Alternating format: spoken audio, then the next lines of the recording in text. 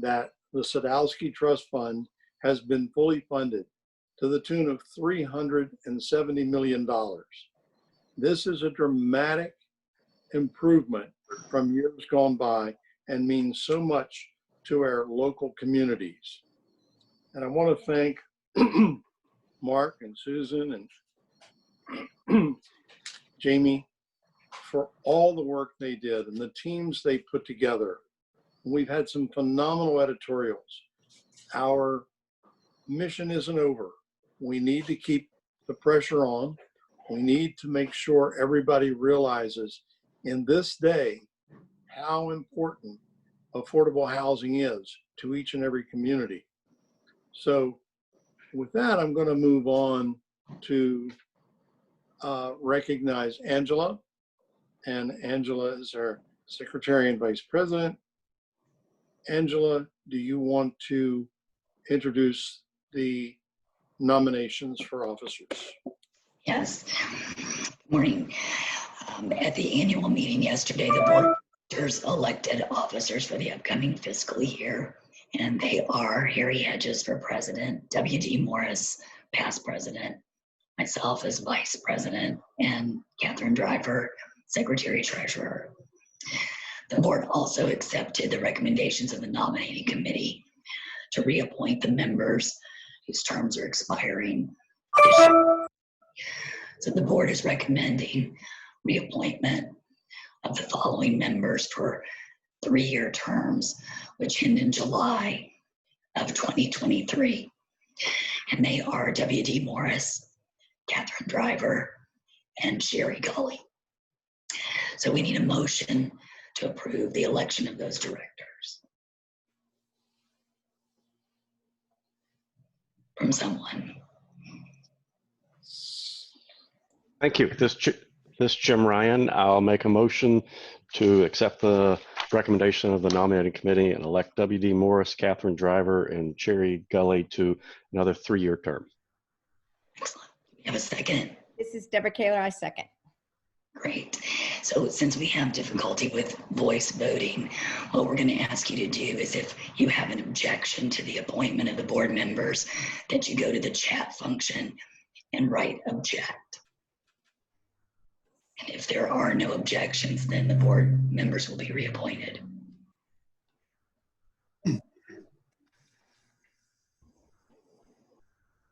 So I think we're good. Don't see any objection.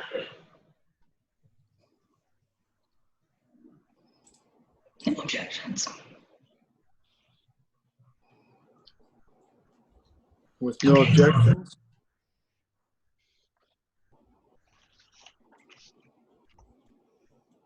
we accept that, so we move on.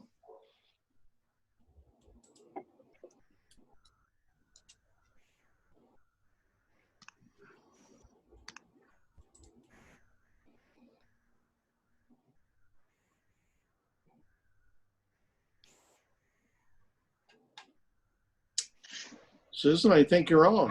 Okay, I didn't know we had another, I didn't know we had anything else to take up. We're actually about 5 minutes ahead for the next session.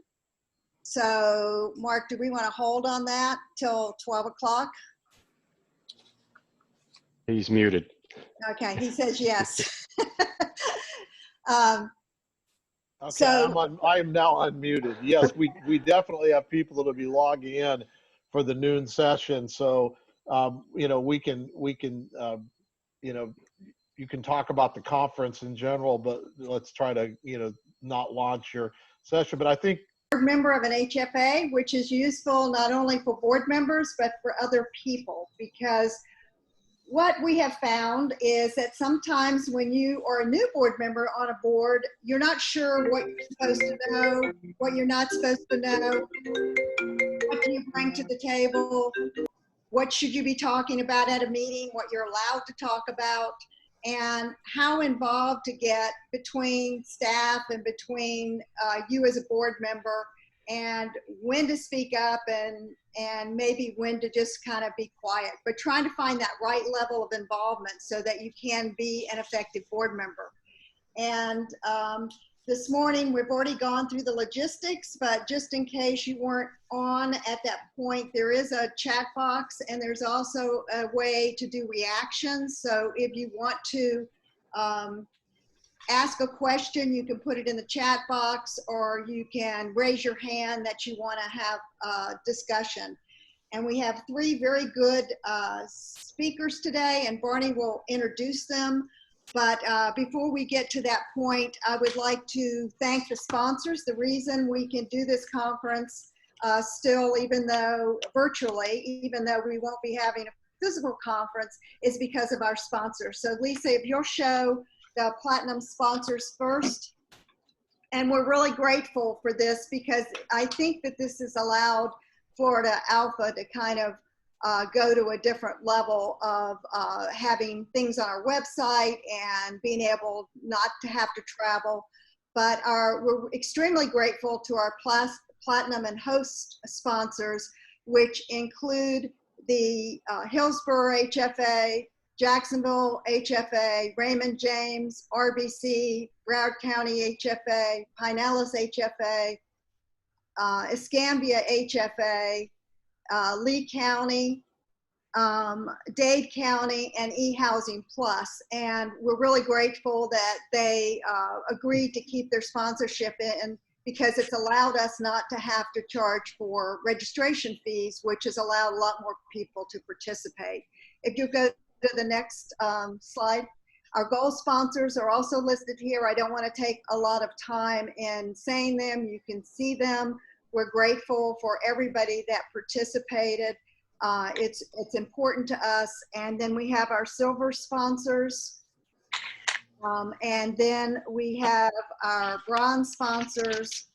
And then you're getting cheated because even though we have a breakfast sponsor, you're not going to get any breakfast. But you may still get your treats because we are doing swag for everybody that participates in this. So sometime in the next month or so, you'll get a box with swag that would have been in your bag. So I've described the session. So I think the next slide up will, you can look at that, and the next slide up will be the people that are speaking, and I'll turn this over to Barney Smith, who is the chairman of Florida Housing Finance Authority and was also the chairman for, Jacksonville Housing Finance Authority, and was also the chairman for Florida Housing Finance Corporation previously. Barney? Hey, thank you, Susan. HFA board members, how to be an effective board member of an HFA. Who are we? These three musketeers that you see on your screen. Regarding education, I am Barney Smith. I have an accounting degree from Clemson. I was a CPA earlier in my career. You see a picture of Deborah in the lower left-hand corner. Deborah has an accounting degree from Virginia Tech. Maybe when Deborah speaks in a few minutes, she can tell us exactly what a hookie is. Deborah is a CPA also. Jim, in the upper right-hand corner, has a finance degree from UF. Jim is too cool to be a CPA. Regarding our HFA experience, I've been, as Susan mentioned, on the JHFA for about 10 years. Used to be the board chair of Florida Housing. I was on the Florida Housing Board for 8 years under Governor Scott. Deborah has been on the Hillsborough HFA for 25 years, including many years as its chair. And Jim has been on the Clay County HFA for 25 years also. Jim's currently the chair, and he's also on the Florida Alpha board. So collectively, the three of us here on your screen have over 60 years of experience on HFA boards. And I'm clearly, just so you know, much younger than Deborah and Jim because I have far less HFA experience. In careers, I'm the president of our family company, the Smith & Young Company. We develop shopping centers and office buildings in Northeast Florida. I started my career with one of the then Big 8 accounting firms, and then I worked for an affordable housing developer. Deborah has over 30 years of experience in real estate development. She has developed more than 10,000 multifamily units, raised more than $375 million of tax credit equity, and closed over $400 million of bonds. Deborah has forgotten more about affordable housing than Jim and I have ever known. Deborah is the president of her company, Sage Partners, which she started in 2007. And last but not least, Jim. Jim is the president and CEO of JM Associates Federal Credit Union. He's been with them for over 25 years. He has more than 35 years experience in financial services with banks and credit unions. When Jim does something well, he does it for a long time.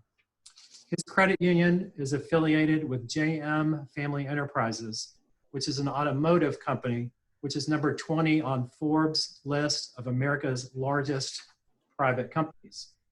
All right, you may flip to the next page, Lisa. Deborah, you're up. Jim. Jim, I'm sorry. Jim, you're up. Thank you. And Lisa, you go ahead to the next page, please. I fortunately get to lead off because my other two esteemed colleagues with CPAs, I don't have to follow them. So that's good. I get to take first step. So I can cover some of the basics. So how to be an effective board member. And we'll start with first, something very simple, attend the meetings. Because if you don't attend the meetings, there is a potential of not having a quorum for your authority, and then your authority can't take action. So very simple, attend the meeting. And if you don't attend, you may fail to understand what your authority is doing. Because if you recall, you can't call your other authority members and ask them questions about what's going on, because that's not government in the sunshine. So you attend the meetings to find out what's going on. As an authority member, you may have been appointed to represent a certain segment of your community, such as labor, finance, or commerce. That's as per Florida statute. Some of the members have to have that background. If you do not attend, that segment may not be represented in decision making. So that's an important first step, just attend the meeting. Second, prepare for the meetings. So if you review your package before you arrive at the meeting, you'll find a lot out. And if you review it early enough, you can actually ask questions of your professionals and staff. This may be very helpful if you're a new authority member to ask questions before the meeting of your professionals and staff. If you are an experienced authority member, it may be best if you ask those questions during the meeting so all members get information at the same time. I would also encourage you to read the minutes from the last meeting. That way you'll be reminded of things that were left on the table and topics that you may expect to encounter at the next meeting. Next, just ask questions and provide input. You, as an authority member, are charged with making reasonable decisions. Some topics that will come before you may be very complex. You are not expected to be an expert on everything that comes before you. You are expected to engage knowledgeable resources and ask questions for clarification. More than likely, other members of your authority may need clarification as well. You and your background should add comments where you have knowledge. Again, other members of your authority may need clarification to make reasonable decisions. However, I'd say do not ask questions just to be on the record that you ask questions. That's highly unnecessary and not productive. You are not required to know everything, how everything works, but you should have a basic understanding. If your authority has staff, you have staff for a reason. Allow them to do their job. Your executive director reports to the authority. Staff reports to the executive director. You should ask for information, but not try to manage your staff. Now, go a little further. A few questions you should probably keep in mind when you're in any meeting and discussing any subject. First, does this action further the purpose of the Housing Finance Authority? Second, are we being good stewards of county resources? Third, have our authority professionals and/or staff reviewed this topic and provided comments? If they haven't had a chance to review it, you may want to table the subject. And last, this is one I kind of like, would I be concerned to read about this decision in the newspaper? Doesn't mean you shouldn't take decisions or make decisions that could be controversial, but would you be embarrassed if you read about it in the paper? Last on personal responsibility I have is just avoid conflicts. We're not talking about disagreements, but rather self-serving conflicts of interest. You or your family may have business relationships in your community. You have a responsibility to avoid even the perception of self-serving. Talk to your legal counsel before a matter you are involved in comes up in a meeting for discussion. If you were not aware of it before the meeting, disclose the potential conflict in the meeting. Recuse yourself from voting on the topic until you are cleared. This is a great time to plug the session for July 17th titled Ethics and Sunshine with Mary Helen Ferris and Mark Musjane. Highly encourage you to attend that one if you have any questions about conflicts of interest. The other area I want to talk about is education. Take advantage of training opportunities. If you're not familiar with Florida's Government and the Sunshine Law, I would highly encourage you to find training on this topic specifically and ask your authority legal counsel for guidance. If you are not familiar with Florida ethics rules to avoid conflicts of interest and excessive reporting that may fall upon you if you don't follow the ethics rule, I would encourage you to find training and ask your authority legal counsel for guidance. Also encourage you to participate in training such as this, sponsored by Florida ALHFA. Florida ALHFA and National ALHFA both put on very good education conferences, not only for the sessions, but for the opportunity to interact with other HFA members.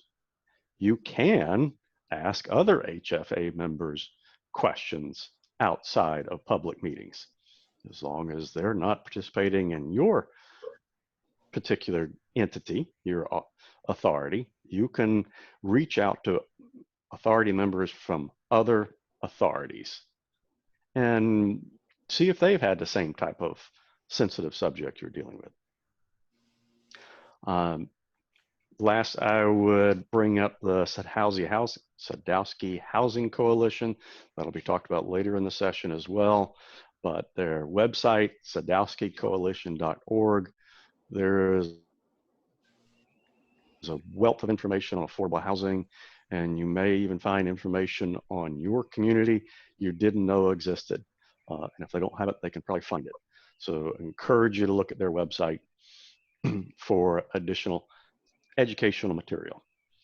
And with that, I'll segue back to you, Barney, or Deborah, on to you. Yes, me for just 1 minute before Deborah starts. I wanted to point out something to you on this slide. You see Deborah's picture on the left. On the right, this is a picture of a stairway in one of Deborah's properties in downtown Tampa named Metro 510. Deborah attached a new multifamily development to a former historic church, which is now the community center and office, and it's also adjacent to a transit station. You can see the exposed brick and the stained glass window there in the picture, and it's really a remarkable blending together of old and new architecture.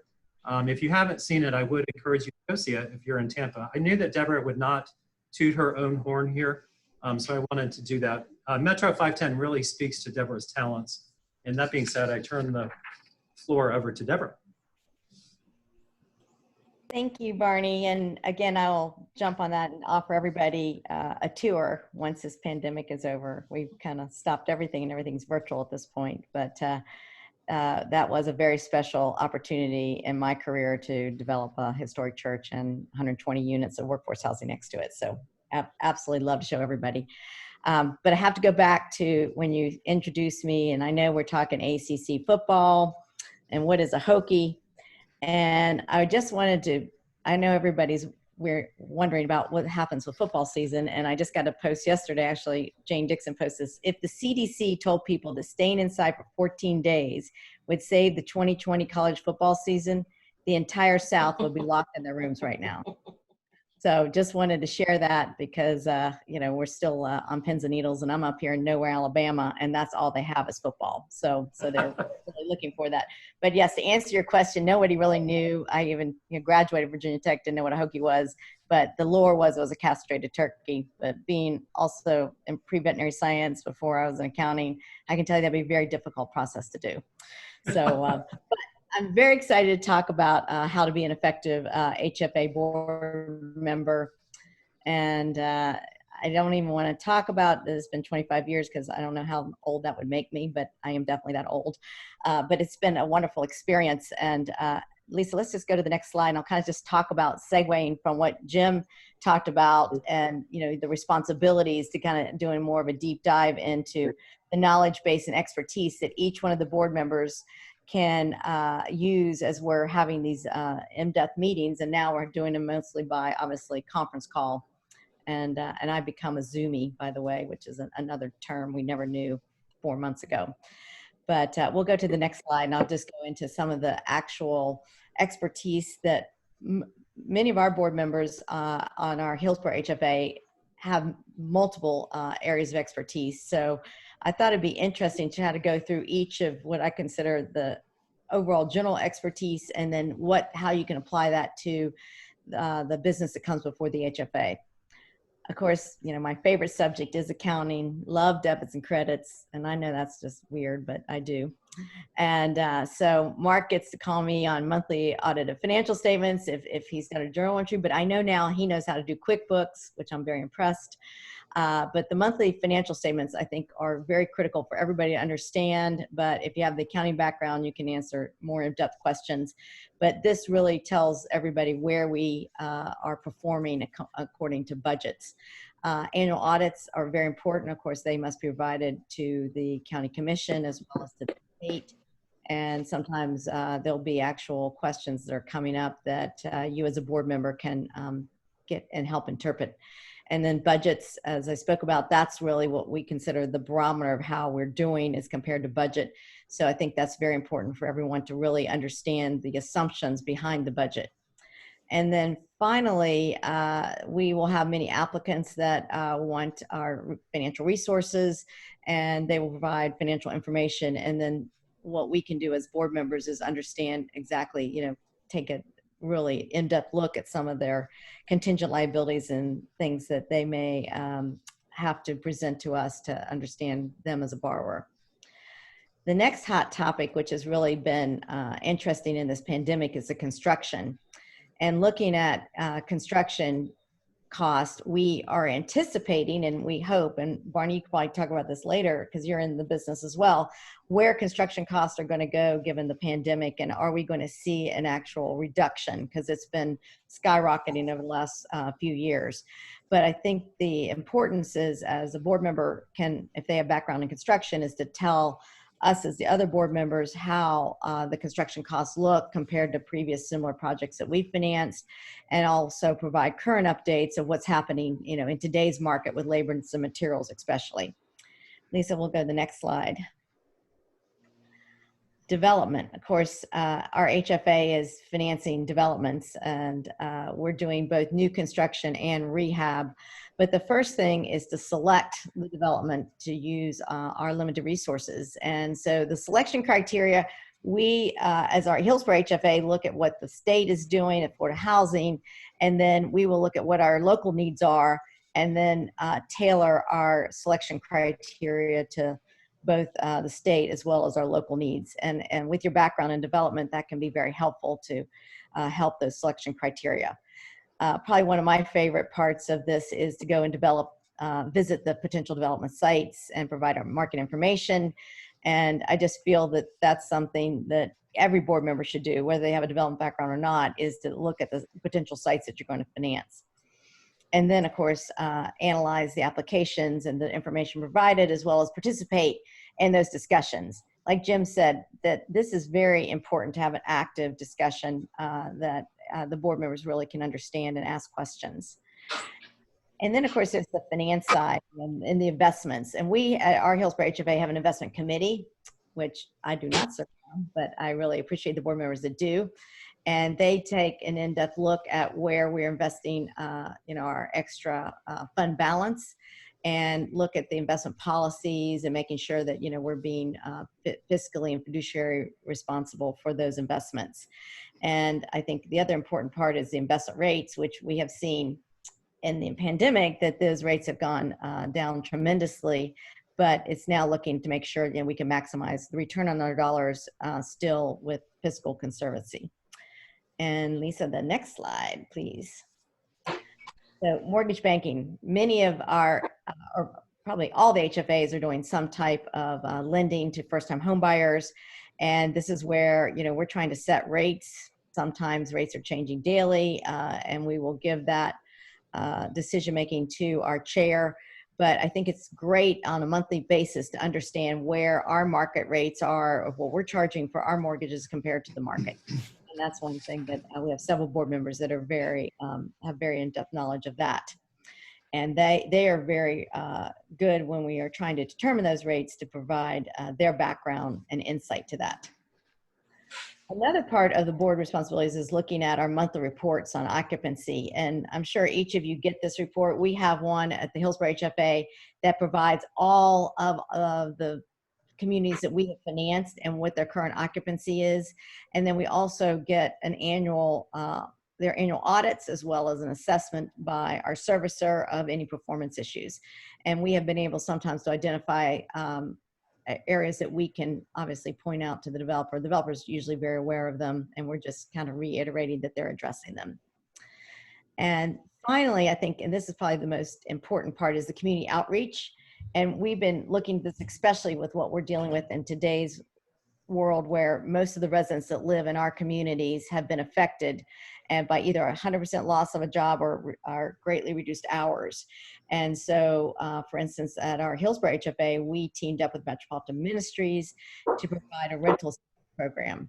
And this is where the board members understand what not-for-profits that can provide services, and then bring those not-for-profits to the board to help identify needs that have not been met in our community.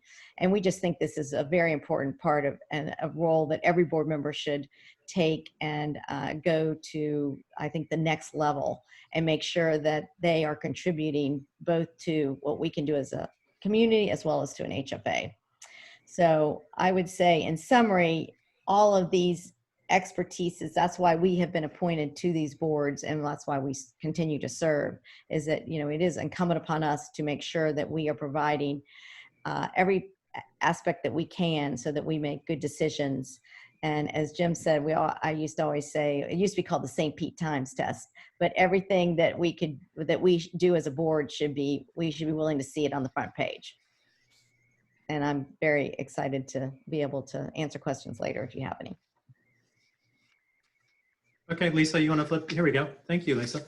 Okay, me. As the moderator, I elected to save clearly the best speaker for last, right? On this slide, you can see a couple retail developments that our company has built in St. Augustine. In the lower left-hand corner, that mattress store has now closed. The internet destroyed the mattress industry, and the pandemic killed this particular store. So if you need 3,200 square feet in St. Johns County, you can call after this Zoom call. Let's flip to the next page.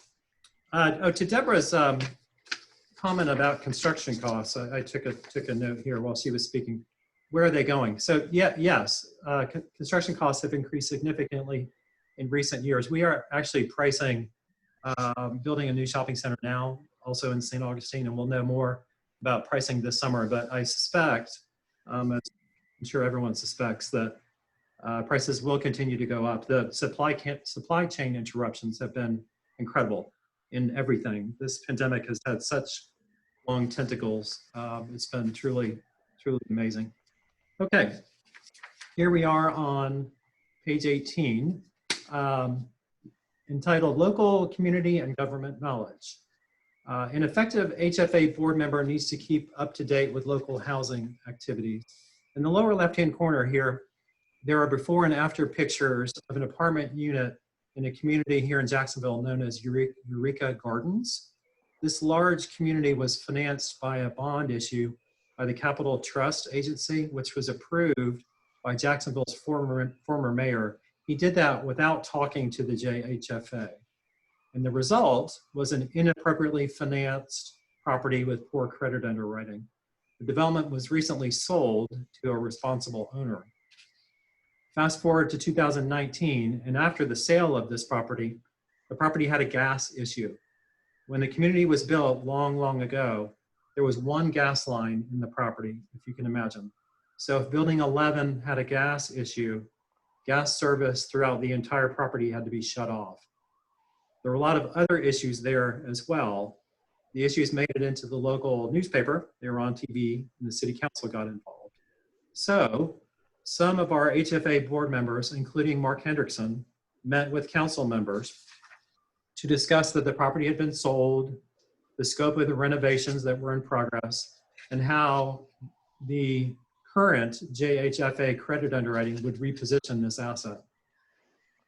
An effective HFA board member should know his or her city council members and the mayor. When the JHFA went through this Eureka Gardens issue that I just discussed, the council president asked that we present to the city's finance committee an Affordable Housing 101 session. And we did that in June. We ended up doing it in Zoom, of course, last month. Effective HFA board members should attend groundbreaking ceremonies and ribbon cuttings. They're fun. They'll make you feel proud to be involved. It's nice to be, I don't know, to be honored. Sometimes they can be hot, so wear white if the event is outside, but don't wear white shoes after Labor Day. It's never appropriate. An effective HFA board member should understand its community's needs. This slide also shows you in the lower right-hand corner a picture of a development in downtown Jacksonville in the La Villa neighborhood just west of downtown. You can see the Jacksonville skyline, and don't make fun of the Jacksonville skyline. We're coming along. A few years ago, the JHFA board chair at that time, you may know him, Trip Gulliford, he wrote to Florida Housing and he asked if JHFA could help select where the Duval County 9% tax credit development would be located. I happened to be on the Florida Housing Board at that time. And we set up a pilot program only in Duval County where the HFA determined through an application process where Jacksonville wanted the 9% development to be built. And so the pictured La Villa development here jump-started affordable housing development in downtown Jacksonville. So the JHFA board chair helped change Florida Housing's housing policy for the state of Florida. Pretty cool stuff. That year one pilot program was later launched out to the other large counties in the state. Other counties have different priorities. Deborah's HFA down in Hillsborough prioritized perpetual affordability and mandated certain social service programs in its developments. The HFA should review their community's needs annually. Needs change, they change all the time. This year, in 2020, the JHFA decided, after consulting with the mayoral administration, the JHFA decided to encourage development near downtown Jacksonville, but not in La Villa, where this property is located, or the adjacent Brooklyn neighborhood, so new developments would not cannibalize our existing properties. So Mark, in the upper right-hand corner of this slide, created this really fancy map for us. And I'm sorry to embarrass you, Mark, with its lack of fanciness, but we said in our JHFA application for 2020, you can apply near the urban core, but you can't build here inside this blue marked area. Lisa, can you flip to the next page for me? Thank you. All right, creating sound housing policy. HFA board members should participate in board discussions, as Jim mentioned previously. Open your mouth, ask questions. It's more difficult, I understand, in a Zoom call to have discussions. So call your HFA board members by name and ask them for their opinion. Put them on the spot, make them open their mouth and speak. You should promote leveraging. For example, Clay County, where Jim's HFA, they will finance a new home purchase or a renovation, but not both. They encourage leveraging from other resources. You should ask your financial advisor what the other HFAs in the state are doing. On this slide, the third bullet there, I show WIDD question mark. If you remember, years ago, people wore plastic bracelets and they said WWJD on them. What would Jesus do? In this instance, WIDD means, what is Deborah doing down in Hill? And finally, a good HFA member isn't required, as Jim mentioned earlier, a good HFA member is not required to fully understand affordable housing programs. They're very technical, but you need to understand generally them well enough to ask good questions. You should hire a qualified and a competent company to prepare market studies for your HFA. Hire professional credit underwriters. Read the credit underwriting policies. Make sure they're good. Hire the best financial advisor you can find. Get one with Florida housing experience. Hire a great professional team, bond counsel and attorneys. Take a look at your RFPs and your RFQs. Make sure they're thorough and they're good. And most importantly, as Jim mentioned earlier, read your materials before you get to the meeting. Be smart. You're smart. You wouldn't be smart. You wouldn't have been appointed on your HFA if you were not smart. And ask good questions. And so, speaking of questions, I think I'm turning the floor over to Lisa, correct? To conduct the Q&A. Oh, there's a large version of me. Barney, I have a few questions that have come in, and one of them, I think this is directed probably toward Deborah, but anybody can answer it. If an HFA does not have financial risk in doing a multifamily bond financing, why should they have ongoing financial monitoring or monitoring the projects as a whole? Could unmute Deborah, please. Okay, I think I'm muted. Yes, Susan, I think it's important to have the financial monitoring because our name is associated with it. So anytime that we are financing a community, and I know this is something, and I'm a developer too, so it does cost money, but we feel strongly that the financial monitoring is important so that we understand what the development that we put our name on is doing in the community. So we feel that that's something that even when they've paid off the bonds that we continue to financially monitor. And we've actually done it where they have escrowed that money over time so that we know that we're going to be covered through the time of the the LURA. Right. And I guess that would also give you accountability and knowledge if something happened at the property from a local community perspective that you could address. Absolutely. Yeah, as a board. Jim, I want your thoughts on this. Once we had a board member along the way that would never read their package, but would come to the board meeting and have a lot of questions and then want to defer the item because there wasn't enough information. What are your thoughts on that? I would say that's a chairman's responsibility then to get the member either to participate and pay attention before they come to the meeting, because it is extremely frustrating for everyone that has taken a look at their package that someone is not informed. So that's not a good member, and it's the chairman's responsibility to encourage them to become a good member. Hey, Susan. Uh-huh. To Jim's comments there, I mean, I tell you, I would be so frustrated with that. I'd try and get that person off the board. Also, to Jim's comments about conflicts of interest, if a board member has too many conflicts of interest or a conflict of interest that's recurring, I think that board member needs to go away too. They need to be replaced. Okay. And can I just jump on that? Because I agree with Barney, and I know we did have we had a board member that had conflicts and just thought they could recuse themselves, and that would cover that. And I truly believe that if you continue to want to do business and then you need to get off the board. Recusing yourself, I don't think is adequate if it's affecting you directly, compensation. Does And that that- mean even if it's legal, it's but persistent, that there's a problem? I mean, in other Well, words, It's the if optics of it. if it's not legal, they have to get off because they have a prohibited conflict. But you're talking about not a legally prohibited, but one that technically they could just disclose, but it's over and over again. Is that?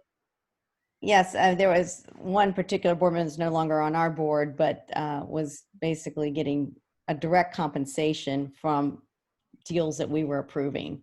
And I felt that that was actually, I was actually going to resign if they didn't, because I just didn't feel comfortable, even though it met the letter of the law legally.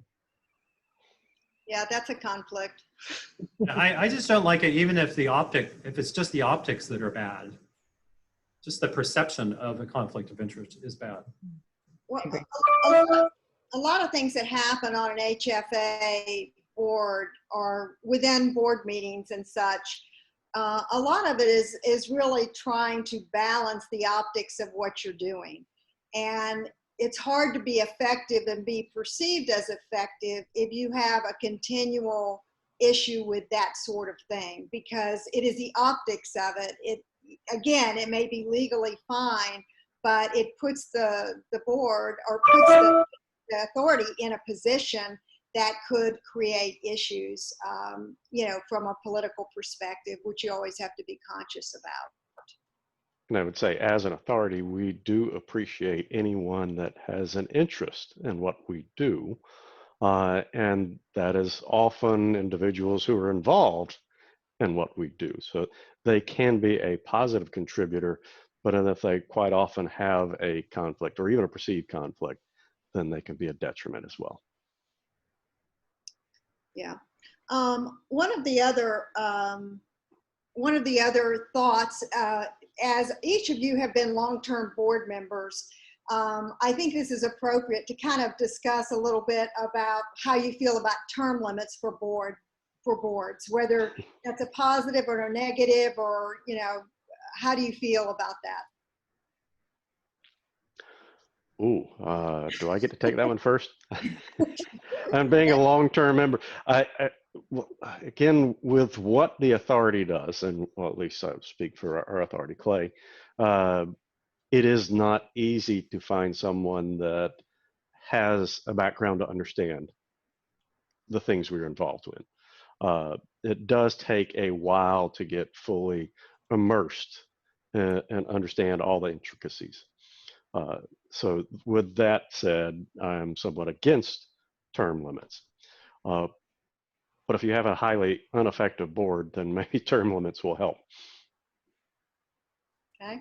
Deborah? I ask this question to myself every 4 years, because I mean, I can't believe it's 25 years. And I think, well, am I contributing, or should some younger blood come in? And I think my term's up in 2 years, so I'll be asking my question again. But I think right now I agree with Jim that as long as the board members are effective and they're participating, and I will tell you that I think that having the background and the knowledge is so helpful as we're bringing new developers in, and we have institutional knowledge of our particular markets, that I think it does help a lot. So as much as I ask that question personally, I do believe that we unless there's an issue on a particular board member, we should not institute term limits. Barney? Yeah, I agree with Jim and Deborah. Also, normally I am a big proponent of term limits, but I mean, the problem here is the three of us at this point just know too much. And as long as we're contributing, yeah, I just don't know how you would replace, Deborah and Jim's institutional historic knowledge. Yeah, I think that is the balance, because as new members come on that haven't had the experience, the years that it takes to get up to speed on the variety of things that we do, it is that institutional knowledge that provides the ability to change a program when the economics change, as opposed to, I learned one thing, we know how to do one thing, and that's all we know. If the more experience you have, the more ability you have to look at what's needed in the community, what's economically needed based on the financial economics of the time, and then take those pieces of knowledge that everybody has to put something together that'll work in the current environment. And if you don't have that type of experience, it's really hard to make that shift, I believe. And just, Susan, could I ask one in there? The question as a follow-up to that, or a comment, inexperienced board members are the ones that developers can blow smoke on.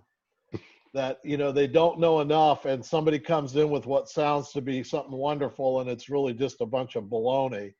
But experienced board members can smell that, you know, a mile away. And that I think is, you know, we see that with the boards that flip a lot versus the ones that don't. And you know, Florida Housing being one that flips a lot.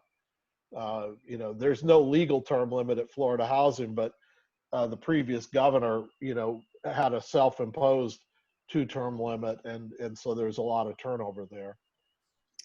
I just want to remind everybody to either raise their hand or to type in a question if they have one. We, you know, don't want to just talk amongst ourselves here, but we will. Talk about the balance between the staff and the board role within an HFA. I can Yeah, go start ahead. on that one. I think it is a precarious balance if you have an executive director that basically wants to run the show and the board members aren't participating. But I will tell you that's not the case, especially in Hillsborough, where I think we have a good, healthy balance. And we want to ask questions and we expect answers, and we probably give more homework to Mark than he thinks he deserves. But I think that is critical to have a reliable, educated executive director, but also have very active board members who know what, and I will tell you, checks and balances. I mean, making sure, this is just very simple, but it's like who's signing checks. And I'll just give you the example in our HFA is that 2 board members have to sign the checks. And I think those are the types of things that you need but you have an executive director and they need to do day to day, but you have very active board members who understand where the money's going. Okay, Barney? In Jacksonville, you know, I was on this JHFA board and then I left to go join the Florida Housing Board for 8 years.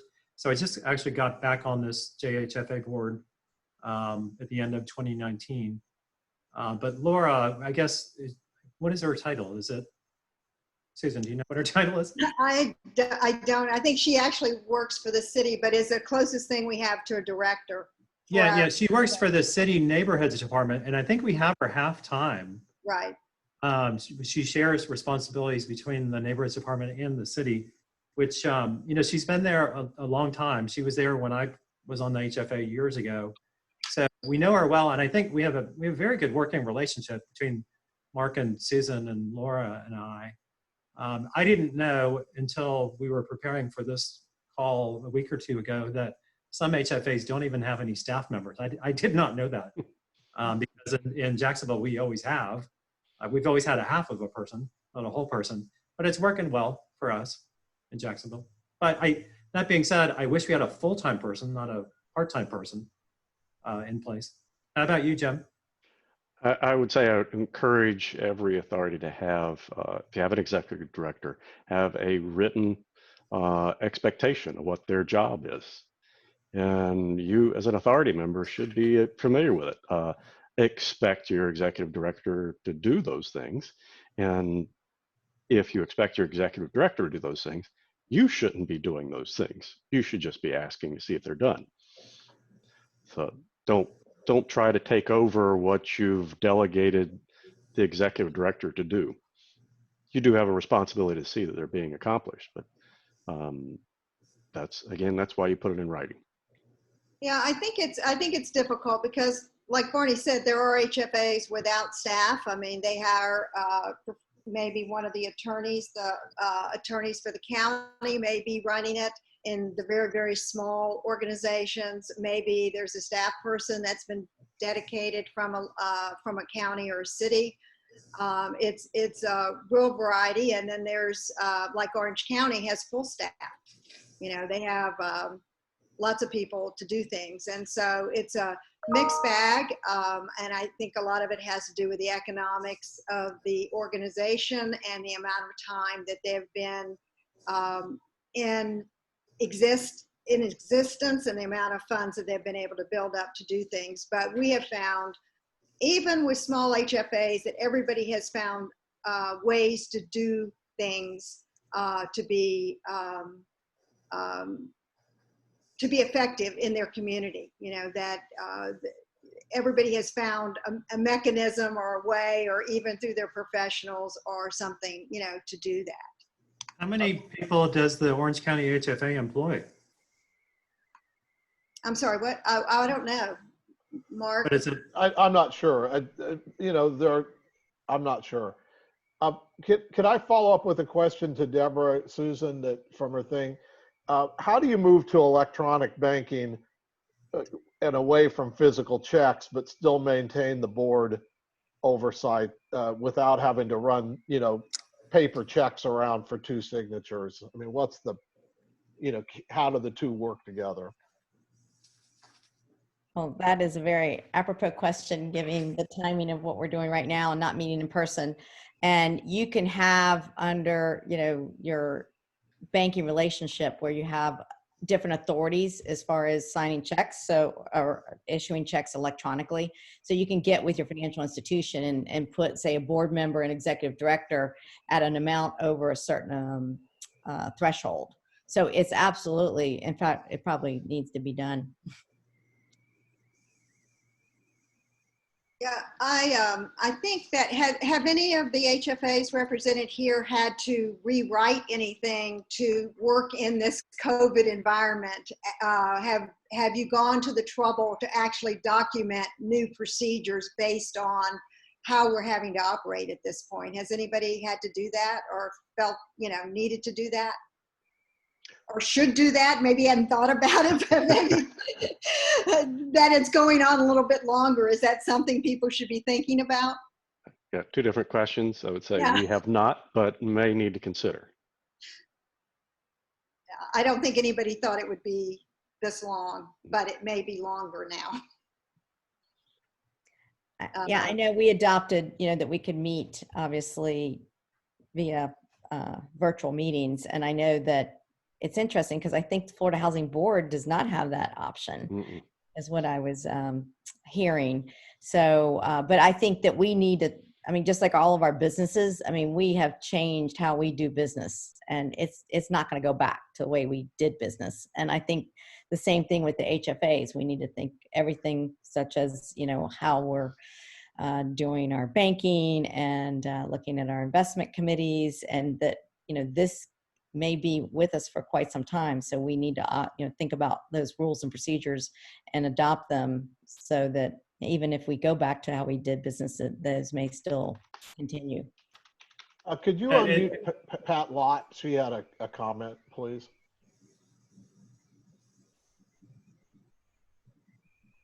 Lisa, Pat Lott. So you're there? P. Lott. Lisa, wake up. Here, I'm just not seeing. Okay, there we go. Asked to unmute. Okay. Yeah, P-Lot. P-Lot. Yeah, I couldn't see the full name, so there you go. Go ahead, Right. Pat. To be unmuted. Okay. I wasn't expecting to speak, sorry. But our staff has instituted some new procedures with respect to our workflow. We've only got 1 or 2 people who are permitted to come into the office. We're a full staff of full authority. We have 5 people. And so what we're doing is putting what is accomplished each day in writing. We have a process of one person does things one day, the next day they're approved, the next day they're released. So, and we have moved away from paper checks. We just weren't able to do the paper check thing. We have 2 approvals in our banking system, but we are doing wires now. Okay. That was Pat from Escambia County, in case you didn't know. Back to Barney. We cut him off there. Yeah, in Jacksonville, I think the only thing that we did was, as Deborah did in Hillsborough, is institute a new policy so we could meet remotely. But you know, this pandemic has been terrible, but from a business perspective, it has created some efficiencies. The ability to meet remotely, you know, for Mark and Susan, not have to drive 2.5 hours each way to our meeting once a month, for the board members to you know, not have to drive downtown. They can attend the meeting, you know, from their office. Saves a lot of time. But I do think, as I mentioned earlier, that meeting remotely, it does make discussions more difficult from my perspective. But as I said earlier, I do think it has created some efficiencies, and we should continue to look for creating more efficiencies. Yeah, I think the balance, the human discussion, we miss that. You know, the things that flow easily when you're all in a room. That's the part that's missing about all of this. But there's another part, as Barney said, that I think has created efficiencies. And maybe when we go back, when that happens again, that we can find some balance in that, to create opportunities to be together, but also not have to meet, you know, in person at every meeting. But that'll be determined probably by the law at that point. Okay, I do not see any more questions. We're running near the end of our time, but we could have some more discussion. Barney, do you guys, is there something we haven't discussed that you think should be? Deborah, Jim? I'm good. Well, if they don't want to talk anymore, we can ask them questions, Susan. You know, Okay. we can always come up with you know, a few things to talk about.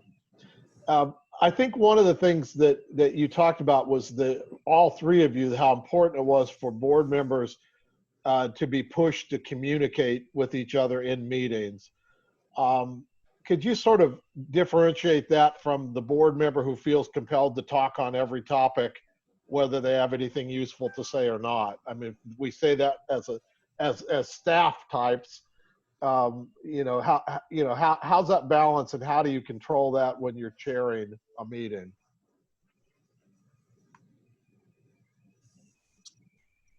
All right, I'll be the first to take that one. So, as I commented, it is totally worthless for somebody just to ask questions, to be on the record for asking questions. If they're not asking valid questions that are helpful for the authority of the whole group, you can forgive that sometimes, but when it's persistent, it's just disruptive. And again, as a chair, you got to have a conversation with somebody and to say that's unnecessary or uncalled for. It's not productive for the whole meeting. Yeah, I would agree with that. And this really, in my home, my son is a quiet kid. He's 19. My daughter is 17, and she's very chatty. So when we sit down for dinner, we'll hear about every moment of my daughter's day and virtually nothing about my son's day.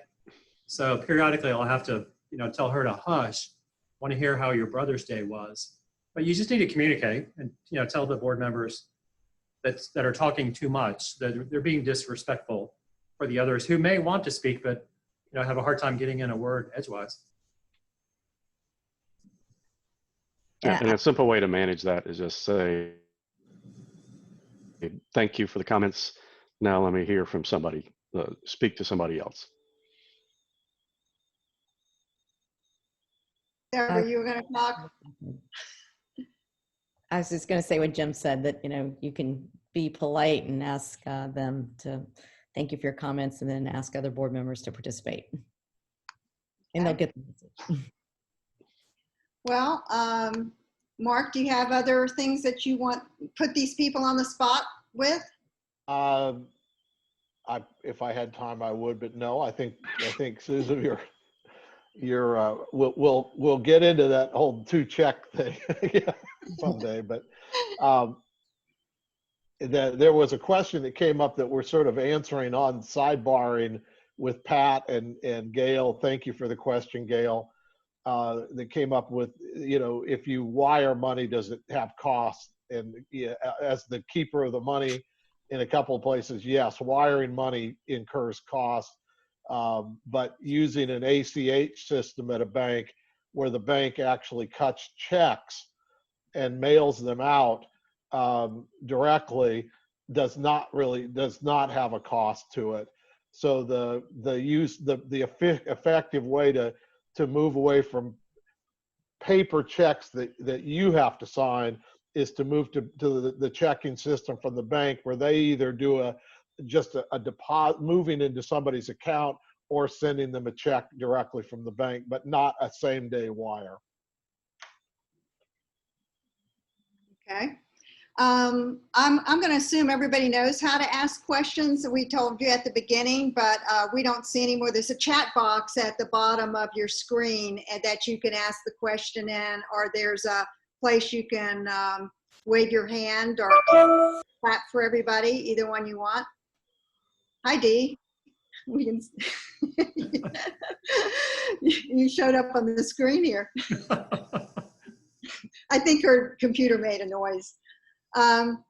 Okay, so we're at the end of our time. We want to thank everybody, the participants today that showed up to listen, and especially for those that agreed to be a part of this. I think it's been educational.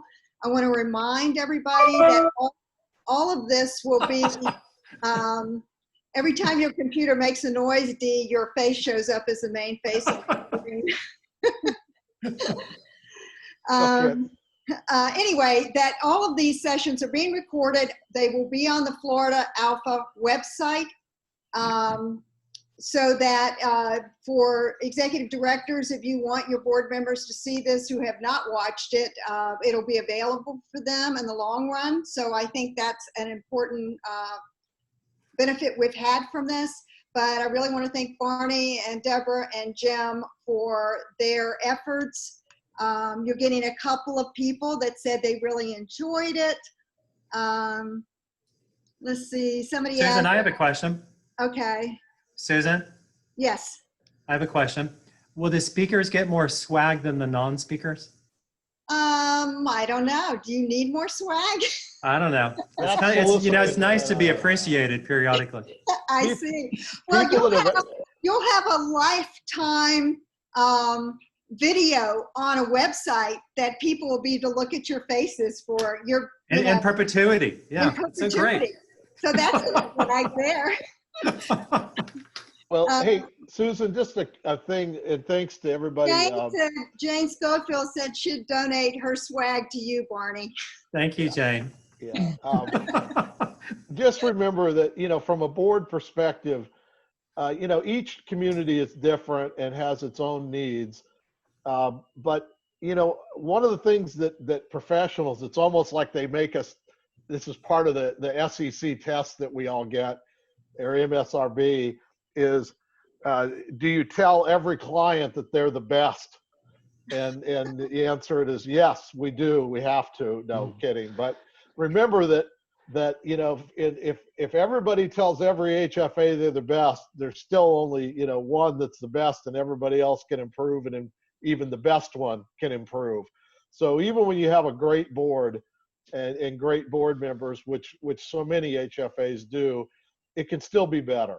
And I think that one of the things that Deborah and Barney and Jim talked about is where different board members develop different expertise can be really critical and helpful in terms of not everybody has to be a CPA on the board, but it's really good to have one that does the deep dive on some of the stuff, or someone who knows construction costs. So that's part of it. And Susan, I'll kick it back to you for the finale and what we have coming up after this. Yeah, we have, again, thanks to everybody for attending. We have 3 sessions next week. On Tuesday, the single family mortgage industry changes during COVID-19. On Thursday, we have single family staff roundtable, which is an interactive Zoom. And then on Friday, we have our favorite Ethics and Sunshine portion, and that will be, again, with Mary Helen Ferris and Mark Mushton, which is always enjoyable. And that'll be Zoom, so people will be able to talk on that. So again, I appreciate, and remember to look for the invite for those sessions so you can actually participate. And it'll be coming out in just a few minutes from Lisa, and we'll fire it, and I'll be sending it too. You may get 2 of them, but that's better than getting none of them. So we'll, and hey, Susan, just one techie thing. This session was the first Zoom, and we had a little technical issue with how to register and get it on your calendar. That is fixed. Thank you, Lisa, for your great work on that. So when you get the invites for next week, you'll just be able to, to register whether it's Zoom or not and get it on your calendar. All right, thank you again. So one closing remark. Okay, go ahead, Jim. If you like this session on July 17th for Ethics and Sunshine will be a great follow-up. I'm glad we have a paid sponsor. Unpaid sponsor, I guess I should say. Yes, unpaid please. Sponsor. For the record, unpaid. And to everybody, thanks for the job that you've done. Well done. And remember, be kind. Thank you, Harry. Right. Thanks, That's Harry. right. From our leader. Okay, we're going to leave. You can cut us off, Lisa.